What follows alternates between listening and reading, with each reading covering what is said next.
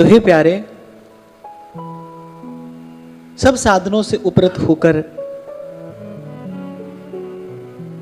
सब ओर से निवृत्त होकर हम यहां आपके सन्निकट आए हैं और केवल एक ही इच्छा है, दयित दृश्यताम।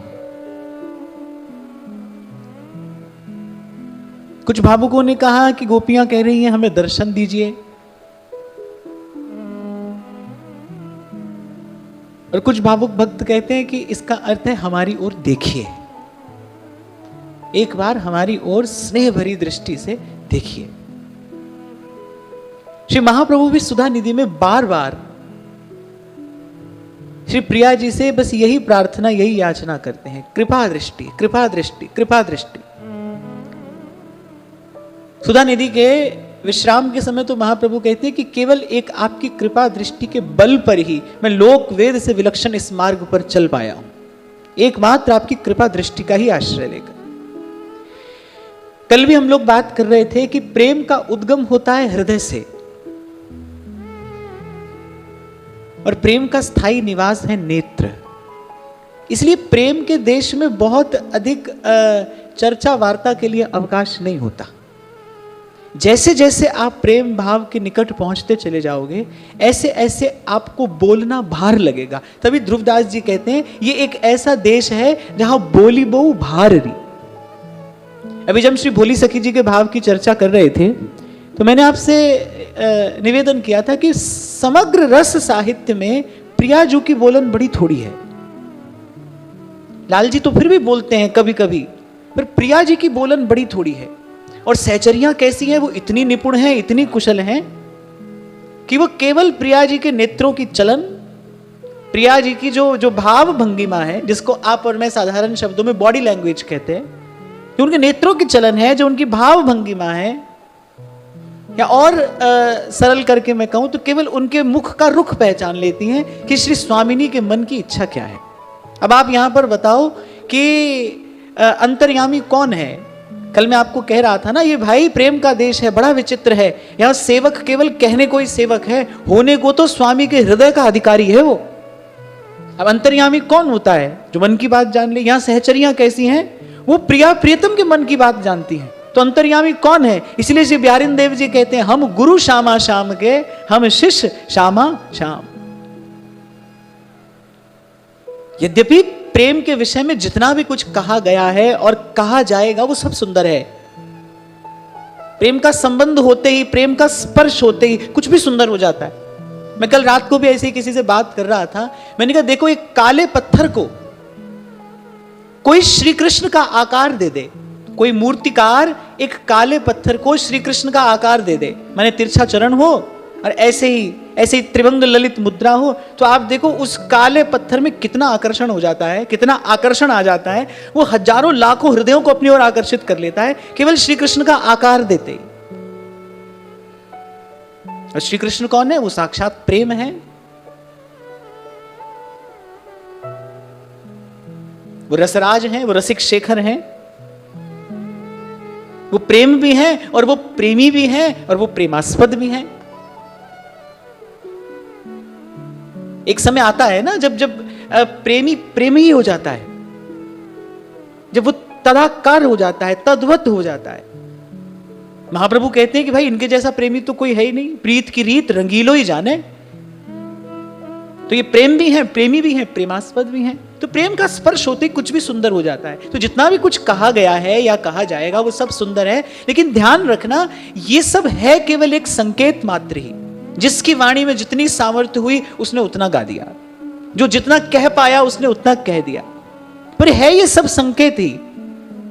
क्योंकि अंततः तो प्रेम अनुभव रूपम, वो तो अनुभव का विषय है। अनुभव होगा तो ही समझ में आएगा, और समझ में आने के बाद कहना सुनना रहता नहीं,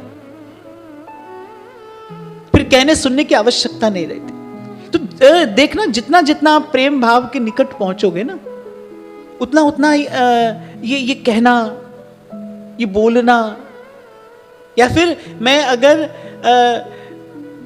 सिद्धांत की दृष्टि से कहूं तो जितना जितना आप प्रेम भाव के निकट पहुंचेंगे उतना उतना इंद्रियों की जो चंचलता है वो समाप्त होती चली जाएगी।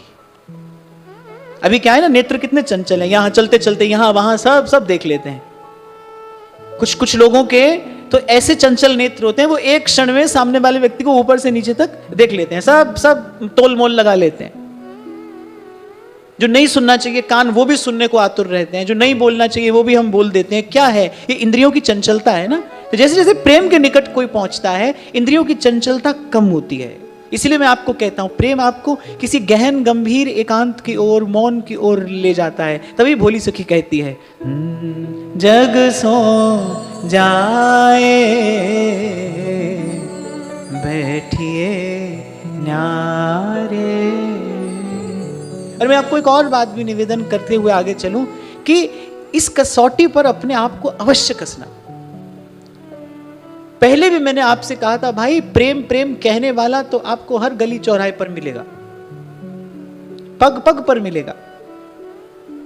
पर कोई अनुभवी जिसने प्रेम का मर्म जाना हो, या जिसने वो चोट खाई हो, जिसने वो पीड़ा सही हो, जो प्रीत की रीत को निभाने के लिए अपने प्राणों का उत्सर्ग करने को तत्पर हो, वो जानता है वस्तुतः ये वस्तु है क्या। तभी तो ध्रुवदास जी कह रहे, प्राण दिए ये प्रेम न पाइए। कसना अपने आप को इस कसौटी पर, जो प्रेम स्पर्श करेगा।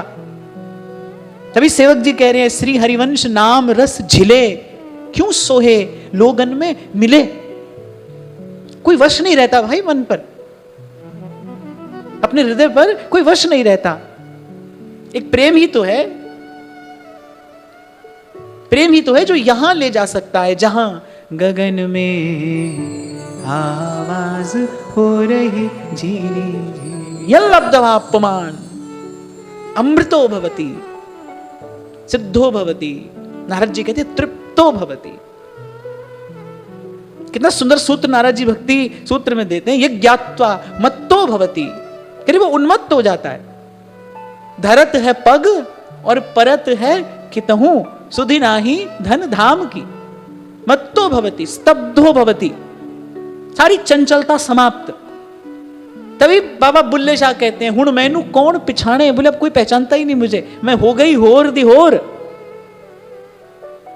स्तब्धो भवति आत्मा रामो भवति, अपने स्वरूप में स्थित। अब ना मैं देखूं और को और ना तो है देखन दूं, यत् प्राप्य न किंचित वांछति, न शोचती न द्वेष्टि न रमते नोत्साही भवति। मैंने कह दिया, आपने सुन लिया, पर मैंने कहा ना ये है तो सब संकेत ही। अंत में तो इस स्थिति का अनुभवी प्रमाण है, अनुभवी प्रमाण है। और फिर एक दूसरी बात और भक्ति मार्ग के आचार्य कहते हैं कि जीव और ब्रह्म के मध्य में एक आवरण है। हम कई बार चर्चा करते हैं ना, एक पर्दा है, उस पर्दे का नाम क्या है? उस पर्दे का नाम है माया। जीव और ब्रह्म के बीच में क्या है? माया का एक आवरण है, पर्दा है। उस पर्दे को हटाने की विधि क्या है? जितना जितना प्रेमोत्कर्ष होता चला जाएगा, या फिर जैसे कलम विराम के क्षणों में जब चर्चा कर रहे थे, सबसे पहले स्मृति गाढ़ी हो। जब स्मृति गाढ़ी होगी तो दर्शन की लालसा जगेगी। जब दर्शन की लालसा तीव्रतम हो जाती है तब वो आवरण हटता है। जब दर्शन की लालसा तीव्रतम हो जाती है, प्रेम की अनेक अनेक दशाएं आचार्य गण कहते हैं, उसमें अंतिम दशा क्या है? कह रहे जब प्रेम प्राण घातक हो जाता है, जब प्रेम व्यसन हो जाता है, माने जब अपने प्रेमास्पद के दर्शन के बिना प्राण धारण करना, जीवन धारण करना असंभव हो जाता है। कल इसी बात की हम चर्चा कर रहे थे। दरस तेरे की प्यास मन लागी। जब प्रेमास्पद के बिना जीवन धारण करना कठिन हो जाए, असंभव हो जाए, तो पहले निरंतर स्मृति हो। स्मृति से क्या होगा? दर्शन की लालसा। दर्शन की लालसा क्या करेगी? दर्शन की लालसा सारी वासनाओं को निर्मूल कर देगी। पहले भी हमने चर्चा की कि हमारे भीतर ये जितनी भी विषय वासना है, ये भाई कोई झाड़ फूंक से जाएगी नहीं, कोई तंत्र मंत्र नहीं है इसके लिए, कोई यंत्र नहीं बना है, कोई तकनीक, कोई युक्ति नहीं है कि भाई मन की सारी वासनाएं समाप्त हो जाए, मन निर्मल हो जाए। अब भगवान ने तो भाई अपना फैसला सुना दिया, उन्होंने तो अपना निर्णय दे दिया, निर्मल मन जन सो मोहि पावा। कैसे हो जाए निर्मल मन? तो भक्ति मार्ग के आचार्य कहते हैं कि भाई निर्मल मन रूपी परम सिद्धि प्राप्त करने के लिए क्या है, कह रहे ये मार्ग है। सबसे पहले निरंतर स्मृति हो, प्रियतम की निरंतर स्मृति। इसलिए ध्रुवदास जी ने कहा प्रथम नाम हरिवंश हित रट रसना दिन रे। अच्छा, आप जब किसी का आपको निरंतर स्मरण करना हो तो कैसे किया जाता है? या तो आपने उसको देखा हो। जब आपको किसी को निरंतर याद करना हो तो याद कैसे करते हैं? या तो उसको देखा हो, उसकी छवि की स्मृति बनी रहे, पर देखा तो है नहीं। जब देखा नहीं है तो फिर हमारे हाथ में क्या है? हमारे हाथ में प्रभु का नाम है और हमारे हाथ में प्रभु की लीला कथा। इसीलिए गोपी आगे कहेगी कि जब आप नहीं होते ना, तब आपका नाम और आपकी लीला कथा ही हमारे जीवन की जड़ी बनती है। तब कथामृतम, आपकी जो कथा का अमृत है, आपका जो नामामृत है, वही पीकर हम जीवन धारण करती हैं। तो निरंतर स्मृति कैसे हो? प्रथम नाम हरिवंश हित रट रसना दिन रैन। निरंतर नाम रटने से क्या होगा? प्रभु की निरंतर स्मृति होगी। निरंतर स्मृति से क्या होगा? दर्शन की लालसा जगेगी। फिर वो दर्शन की लालसा तीव्र होगी, फिर तीव्रतर होगी, फिर तीव्रतम होगी। इसीलिए सब महापुरुष कह रहे हैं फिर धीरज रखना, धीरज धरना, धीरे धीरे रे मना, धीरे सब कुछ होए। पर एक और भी अवलंबन महापुरुष देते हैं, बोले ये जो काल होगा, ये जो समय होगा, ये बड़ा सुखद होगा, ये बड़ा सरस होगा, ये बड़ा सुंदर होगा, क्योंकि भक्ति अपने साधन काल में भी बड़ी मधुर है।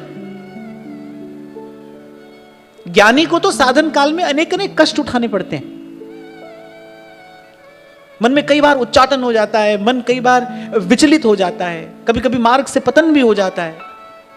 यहां तो ऐसा कुछ भी नहीं है। यहां तो वो कह रहे ना, तू नहीं तो तेरी याद सही। यहां तो प्रभु की प्यारी मधुर स्मृति है, अमृत से भी मीठा प्रभु का नाम है, संतों के मुख से झरती भगवान की लीला कथा की धारा है, प्रभु का धाम है, प्रगट जगत में जगमगे वृंदा विपिन अनूप। तो नाम है, रूप है, लीला है, धाम है। मन को लगाने के लिए प्रभु ने कितने कितने सुंदर, कितने मधुर मधुर ठिकाने दिए हैं। तो महापुरुष कहते हैं कि घबराना नहीं, धीरज धरना। ये साधन काल भी बड़ा सुखद होगा, इसमें भी बड़ा आनंद होगा, इसमें भी बड़ा सुख होगा। हाँ, पर वो जो आवरण है वो इसी प्रकार हटेगा।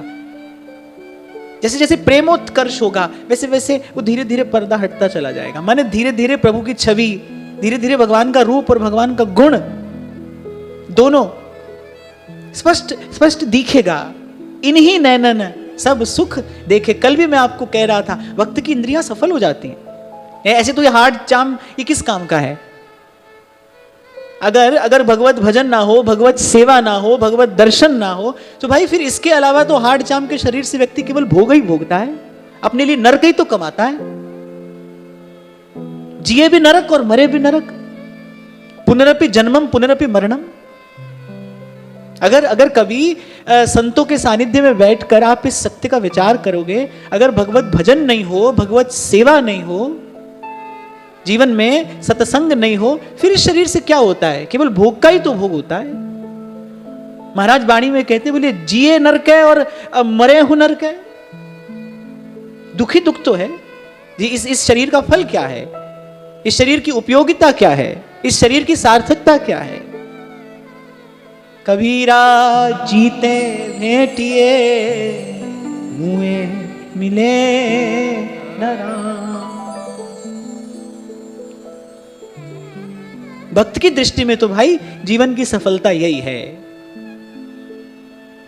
कि एक बार दैत दृश्यता दर्शन दे दीजिए, क्योंकि आपके दर्शन की आशा से ही हमने जीवन धारण किया है और हमारे जीवन का कोई लाभ, कोई फल हमें दिखाई नहीं पड़ता।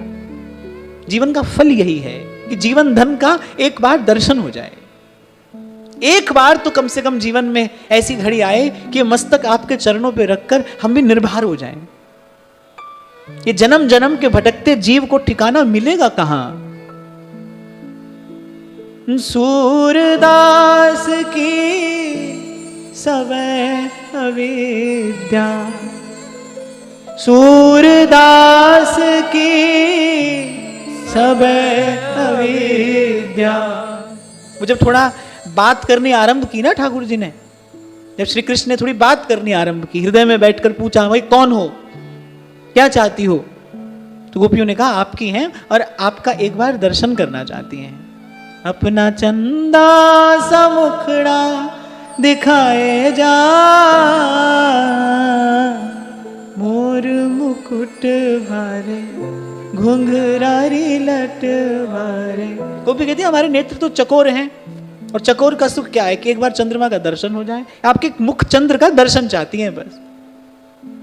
तो जब गोपियों ने देखा ना कि अभी तक तो रूठ ही गए थे, छिप ही गए थे, सामने ही नहीं आ रहे थे, अब चलो कम से कम सामने आकर कुछ हमसे बात करनी तो आरंभ की है, भले हमारी ओर नहीं देख रहे हैं, तभी तो कह रही है दैत दृश्यताम, हमारी ओर देखिए, हमारी ओर निहारिए। और एक और बात बताऊं, बात तो वस्तुतः हमारे देखने से नहीं, उन्हीं के देखने से बनेगी। नागर या की सुधरेगी जब अखियां इतनी ढरेंगी, हमारी हरी तुम ही सो सुधरेगी। बात तो तभी बनेगी ना जब वो हमारी ओर देखे। तो गोपी कह रही एक बार हमारी ओर देखिए। अब जब थोड़ी वार्ता आरंभ हो गई ना, तो गोपी ने देखा कि भाई अब प्रियतम थोड़े अनुकूल हो गए हैं। एक एक पग पर, एक एक पद में दृष्टिगोचर होता है कितनी निपुण, कितनी कुशल, कितनी चतुर है गोपी। और इस सारी चतुराई, इस सारी कुशलता, इस सारी निपुणता के मूल में क्या है? ये गोपियों के पास ये सारी चतुराई, ये निपुणता, ये कुशलता कहां से आई है? श्री जी के चरणों का सुमिरन करके। महाप्रभु कह रहे हैं सुधा निधि में, आधाय मूर्ध्नि यदा पुरुदार गोप्य काम्यम पदम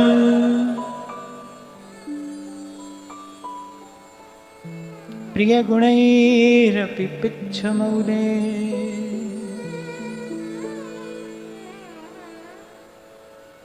ये जो भी यहां कहा जा रहा है ना, इसके मूल में क्या है? इसके मूल में वृंदावनेश्वरी का कृपा विलास है। ये लीला किसकी है? ये लीला श्री कृष्ण की लीला नहीं है। ये जो यहां कहा जा रहा है, ये लीला श्री कृष्ण लीला नहीं है। इस लीला के मूल में क्या है? इस लीला के मूल में वृंदावनेश्वरी का कृपा कटाक्ष है। तो ये श्री जी का ही कृपा कटाक्ष है, ये श्री जी का ही कृपा प्रसाद है। तो एक एक पद में गोपी चमत्कृत कर देगी श्री कृष्ण को। ऐसी बात कह रही है, एक ही शब्द से गोपी स्तुति भी कर रही है और उसी शब्द से उल्हाना भी दे रही है। अब गोपी कहती है, शरदुदाशय साधु जात सर सिजोदर श्री मुषादृशा।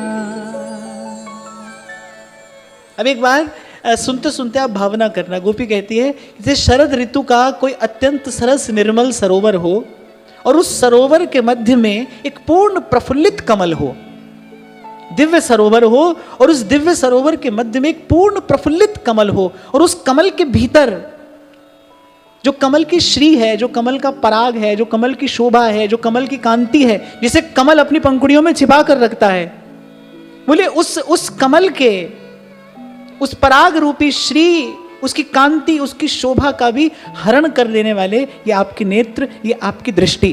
कैसे देखिए हमारी ओर? बोले इस दृष्टि से हमारी ओर देखिए। और साथ साथ गोपी ने यह भी कह दिया, ये जो हम मारी मारी डोल रही हैं यहां पर, इसमें दोष किसका है? कि आपकी दृष्टि का दोष है। वाके जादू भरे दो नयन सखीरी मेरो राधा रमन। गोपियां कहती है, कोई पूछेगा हमसे कि क्यों गई आधी रात को वन में, क्यों विश्वास कर लिया उस छलिया पर, उस निष्ठुर पर?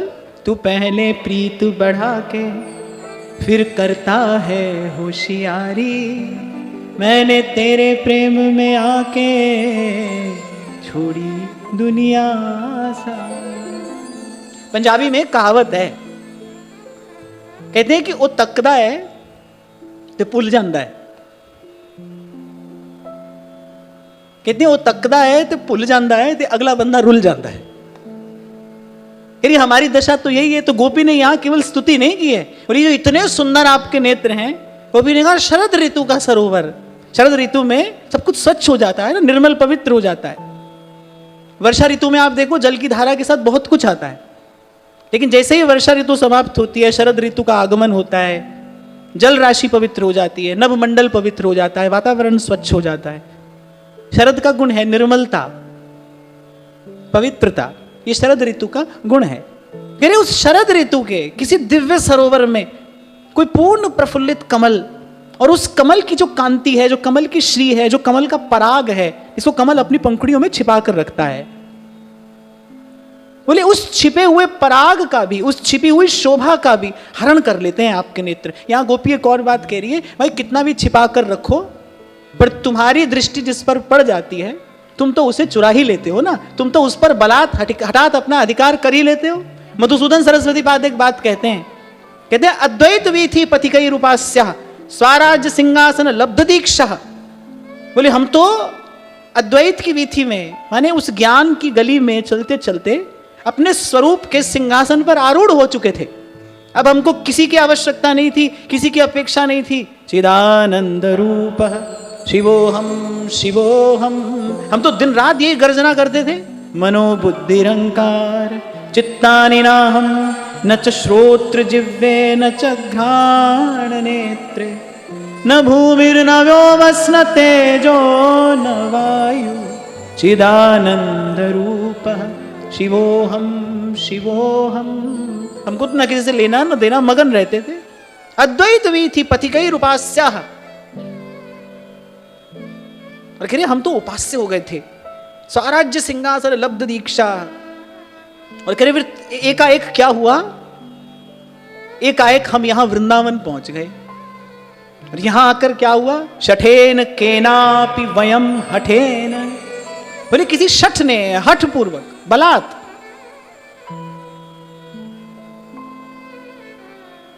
शठ किसको कहते हैं, बोले जो दुष्ट हो, कपटी, अरे किसी शठ ने हठात बलात्, शठेन केनापि वयम हठेन, बोले हमारे साथ में क्या किया, दासी कृता गोपवधू विटे, बोले हमको अपने चरणों की दासी बनाकर छोड़ा।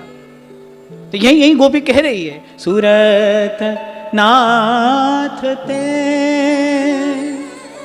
अशुल्क दासिका, अशुल्क दासिका, बोली हम तो बिना मोल की दासी हैं, चाहे मारो या तारो।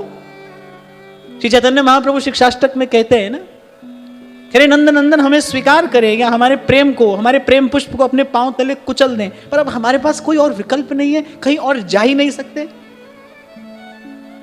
जाको है जासो मन मान्यो।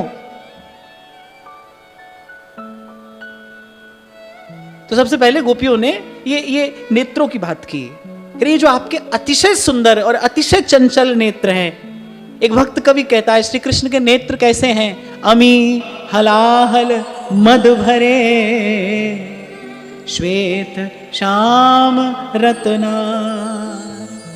श्री कृष्ण के नेत्र कैसे हैं, कह रहे श्वेत माने सफेद, श्याम और रत्नार, रत्नार माने लालिमा लिए हुए। कह रहे नेत्र कैसे हैं, श्वेत श्याम रत्नार। श्वेत क्यों है, क्योंकि उनमें अमृत भी है, क्योंकि उन नेत्रों में अमृतत्व भी है। श्याम क्यों है, मतलब उन्हीं में विष भी है। तभी कल्याण पुजारी कहते हैं सांप के खाए को मंत्र लगे। श्री कल्याण पुजारी जी कहते हैं, बोले सांप के खाए को मंत्र लगे, सांप का काटा तो बच जाएगा, उसके लिए तो मंत्र है, औषधि है। सांप के खाए को मंत्र लगे, पर या कि आंख के खाए को मंत्र न तंत्र, बोले फिर उसके लिए कोई मंत्र कोई औषधि काम नहीं करती। तो जाहे लागी लगन घनश्याम की, जाहे लागी लगन घनश्याम की।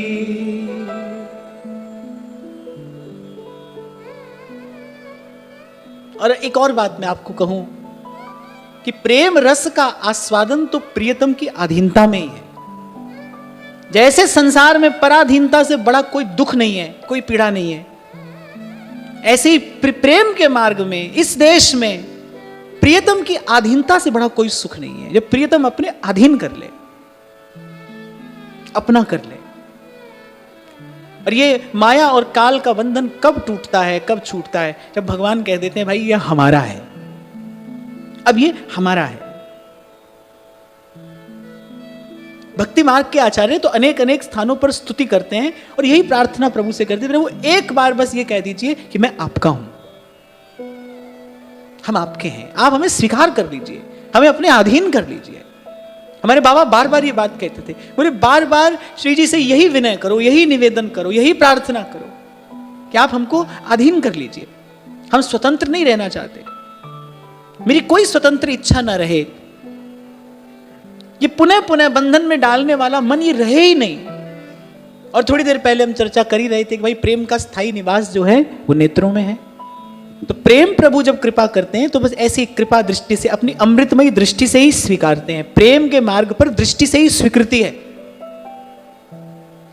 कहा सुना नहीं जाता है, ये कहने सुनने का विषय नहीं है। कल भी मैं आपसे कह रहा था ना कि अगर वैखरी से प्रेम की बात कह दी जाए तो प्रेमोत्कर्ष कभी होगा ही नहीं, प्रेम का परिपाक कभी होगा ही नहीं। आपने कच्चा ही फल तोड़ लिया। अब कच्चे फल में तो कटुता भी होती है, कसैलापन भी होता है, उसके पोषक तत्व भी अभी उसमें पूरे पूरे नहीं उतरे होते। तो प्रेम का फल पकता कब है?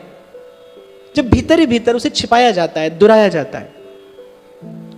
आयुर्वेद में आज भी कभी कोई औषधि ऐसी होती है कि उसको बनाकर फिर उसको कुछ काल के लिए भूमि में दबा दिया जाता है,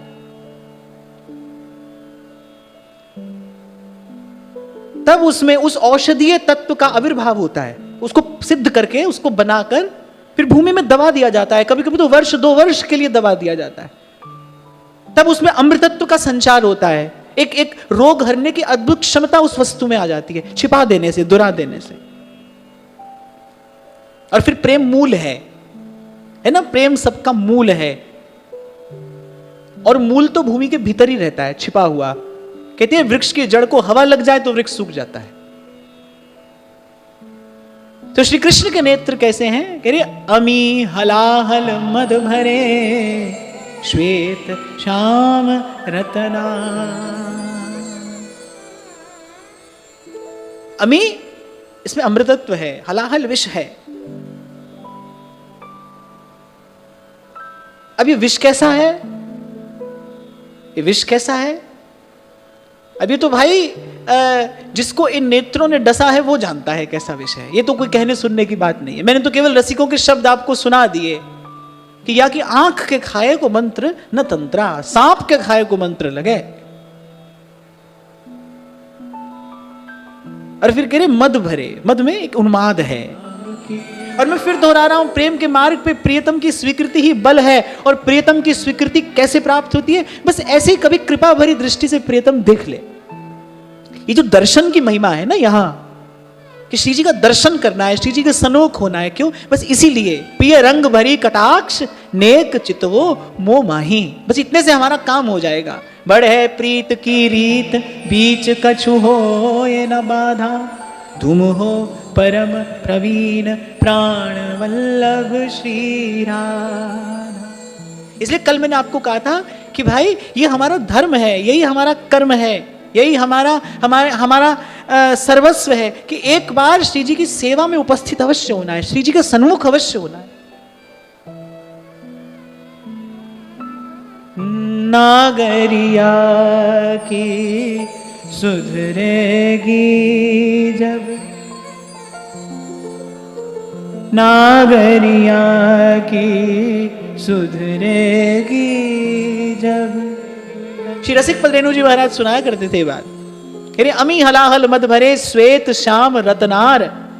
ये नेत्रों में जो 3 रंग है ना, उन 3 रंगों का स्रोत क्या है? कह रहे जो उसमें श्वेतता है उसका स्रोत तो अमृत है, जो श्यामता है उसका स्रोत विष है। और अन्यत्र भी महानुभावों ने इसका अनुभव किया है कि श्री कृष्ण अपनी दृष्टि से ही अमृत का संचार भी करते हैं और वो अपनी दृष्टि से ही सर्वस्व का हरण भी कर लेते हैं।